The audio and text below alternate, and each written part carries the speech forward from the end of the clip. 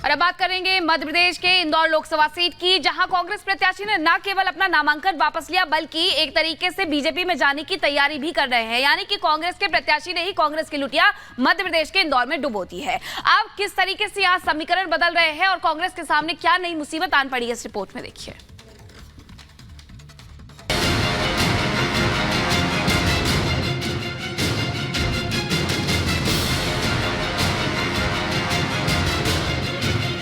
मध्य प्रदेश के इंदौर में मैदान छोड़कर भागे कांग्रेस नेता अक्षय कांति के नामांकन वापस लेने के बाद कांग्रेस के अंदरूनी खेमे में जबरदस्त तूफान मचा है। कांग्रेस ने नामांकन वापस लेने को लेकर अक्षय कांति पर जबरदस्त हमला किया। अक्षय कांति के नामांकन वापस लेने की तिलमिलाहट मध्य प्रदेश की कांग्रेस में किस कदर है, इसका अंदाजा कांग्रेस की सोशल मीडिया पर किए गए पोस्ट से लगाया जा सकता है, जिसमें अक्षय कांति के लिए अभद्र भाषा का प्रयोग किया गया है। इस पोस्ट में लिखा गया है, अक्षय बम तुम तो फुस्सी बम निकले, तुमसे अच्छी तो जो अपने प्रोफेशन के प्रति ईमानदार होती हैं कितने में बिकी हो।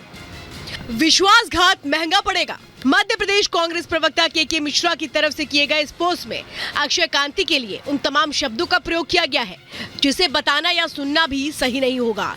मध्य प्रदेश कांग्रेस के जारी किए गए इस पोस्ट में इस्तेमाल किए गए शब्दों को देखकर ये समझा जा सकता है कि अक्षय कांति के इंदौर लोकसभा से नामांकन वापस लेने के बाद कांग्रेस खेमे में पूरी तरह से निराशा छाई है और बचे कुछ नेता बौखला गए हैं। हालांकि कांग्रेस की इस बौखलाहट की वजह भी समझी जा सकती है, क्योंकि इंदौर से कांग्रेस प्रत्याशी रहे अक्षय कांति ने सिर्फ कांग्रेस प्रत्याशी के तौर पर अपना नाम वापस नहीं लिया, बल्कि उन्होंने बीजेपी के साथ जाने का मन बना लिया है, जिसकी जानकारी खुद बीजेपी के दिग्गज नेता कैलाश विजयवर्गीय ने अपने सोशल मीडिया प्लेटफॉर्म एक्स पर दी, जिसमें कैलाश विजयवर्गीय के साथ अक्षय कांति दिखाई दे रहे हैं। कैलाश विजयवर्गीय ने लिखा, इंदौर से कांग्रेस के लोकसभा प्रत्याशी अक्षय कांति बमजी का माननीय प्रधानमंत्री नरेंद्र मोदी जी, राष्ट्रीय अध्यक्ष जेपी नड्डा जी, मुख्यमंत्री डॉक्टर मोहन यादव, प्रदेश अध्यक्ष श्री वीडी शर्मा जी के नेतृत्व में बीजेपी में स्वागत है। जाहिर है पहले सूरत फिर दिल्ली और अब इंदौर में कांग्रेस को लगा ये झटका झेलना कांग्रेस के लिए आसान नहीं है, क्योंकि जिस तरह से चुनाव से ठीक पहले कांग्रेस को झटके पर झटका लग रहा है, राजनीतिक गलियारों में अब चर्चा इस बात को लेकर है कि कांग्रेस में चुनाव के बाद बचेगा कौन। Bureau report, Republic Bharat. Lok Sabha चुनाव के लिए अब तीसरे चरण की वोटिंग होनी और इसी कड़ी में कई दिग्गजों ने आज नॉमिनेशन फाइल किया, जिसमें लखनऊ से राजनाथ सिंह ने नॉमिनेशन भरा तो वहीं दूसरी तरफ अमेठी से स्मृति ईरानी ने भी अपना नामांकन दाखिल किया और दोनों ने ही नामांकन से पहले जबरदस्त तरीके से रोड शो किया और इस दौरान जबरदस्त समर्थन इस रोड शो में दिखाई दिया। ये रिपोर्ट आपको दिखाते हैं।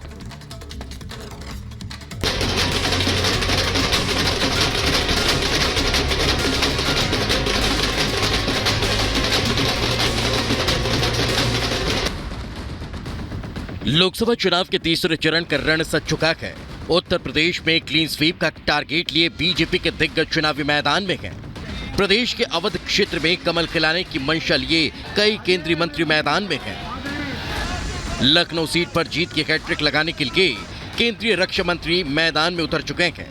वहीं अमेठी में मोदी की गारंटी के दम पर एक बार फिर केंद्रीय मंत्री स्मृति ईरानी जीत का दावा कर रही हैं।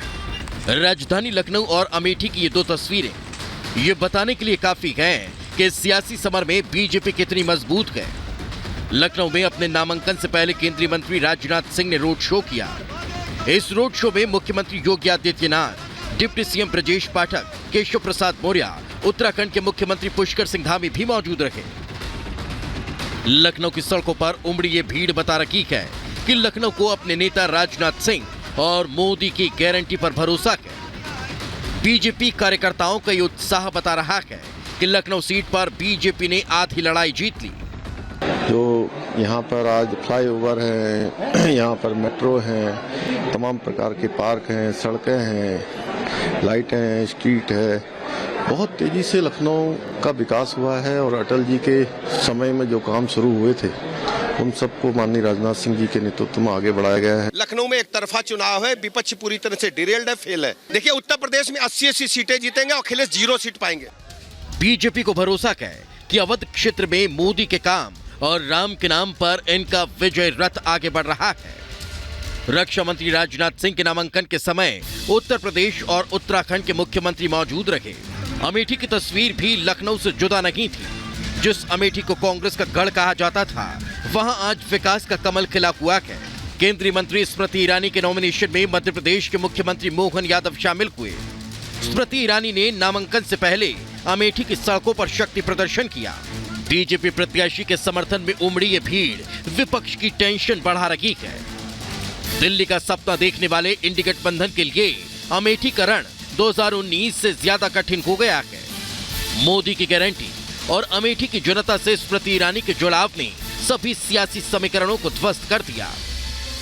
भारतीय जनता पार्टी की प्रत्याशी के नाते अमेठी की सेवा में आज मैंने अपना नामांकन अमेठी की जनता के आशीर्वाद, समर्थकों के सहयोग से भरा। इसलिए आज मैं कृतज्ञता के भाव से अमेठी के सभी परिजनों को आपका आशीर्वाद, नरेंद्र मोदी जी को कमल के फूल को मिले, ऐसा उनके शुभ चरणों में अपना ये निवेदन अर्पित करते हुए मैंने आज अपना नामांकन भरा। मुझे प्रसन्नता इस बात की आज अमेठी में एक नया इतिहास बना।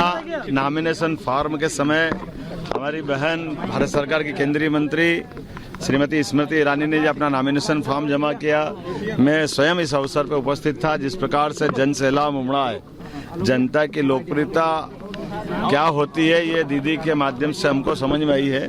पूरा अमेठी की जनता, कोई ऐसा घर बाकी नहीं होगा जहां से हमारे बीच अपना समर्थक निकल के सामने नहीं आया। लखनऊ और अमेठी की तरह की ओडिशा के पुरी में भी बीजेपी प्रत्याशी का शक्ति प्रदर्शन देखने को मिला। यहां से बीजेपी ने अपने फायर ब्रांड नेता संबित पात्रा को प्रत्याशी बनाया। संबित पात्रा ने भी आज नामांकन भर दिया। नामांकन से पहले संबित ने रोड शो किया, जिसमें भारी जन समर्थन देखने को मिला। तीसरे चरण के चुनाव के लिए बीजेपी ही नहीं, विपक्ष भी पूरे जोर शोर से लगी रही। बिहार की सारण सीट से लालू की लाडली रोहिणी आचार्य ने नामांकन दाखिल किया। इस दौरान लालू प्रसाद यादव समेत उनके परिवार के कई लोग मौजूद रहे। रोहिणी के चुनावी कैंपेन के लिए लालू यादव बीते कई दिनों से छपरा में ही कैंप कर रहे हैं। वहीं तेजस्वी यादव पार्टी प्रत्याशियों के लिए पूरे बिहार में चुनाव प्रचार में जुटे हैं। चुनावी मैदान में सभी प्रत्याशी अपनी जीत का दावा कर रहे हैं। रोड शो के जरिए अपनी ताकत भी दिखा रहे हैं।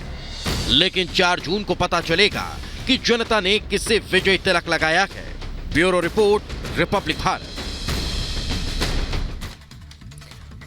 और चलिए अब बात करते हैं तेलंगाना की, जहां पर एक तरह से कहें लड़ाई बहुत दिलचस्प हो चली है। जिस तरह से माधवी लता हमलावर है, ओवैसी पर वो बता रही है कि क्या कुछ हो रहा है तेलंगाना में। फेक वीडियो को लेकर के बड़ा हमला बोला गया है माधवी लता की ओर से। फेक वीडियो फैलाता है विपक्ष, ये कहा गया है। मेरा भी फेक वीडियो बनाया गया था, ये कहा गया। माधवी लता ने ओवैसी पर हमला बोलते हुए क्या कहा है वो सुनिए सर। इस रिजर्वेशन के तहत उन गरीबों के बच्चे, जो ऑटो वाले का बच्चा है, जो किसी गरीब खानदान से आता है, उनका बेटा बेटी डॉक्टर बन रहे हैं, इंजीनियर बन रहे हैं, डीवाईएसपी बन रहे हैं। बीजेपी को नफरत है इससे। ये क्यों कर? अरे भाई, अगर इस मुल्क का 14% आबादी, बल्कि अगर क्रिश्चियंस को भी मिला लिया, आप सिखों को मिला लिए, 20% की आबादी है माइनॉरिटीज की, अगर वो कमजोर रहेंगे तो मुल्क ताकतवर कैसे होगा बताइए आप। वीडियोस को एडिट करके गलत वीडियोस आवाम के अंदर पहुंचाना और लोगों के ऊपर गलत इल्जाम लगाना, खास कर कर बीजेपी के ऊपर जो लोगों के हित में काम कर रहे हैं, इनका ये जिंदगी का आम आदत हो गया है, दिन का दिन आदत हो गया इनका।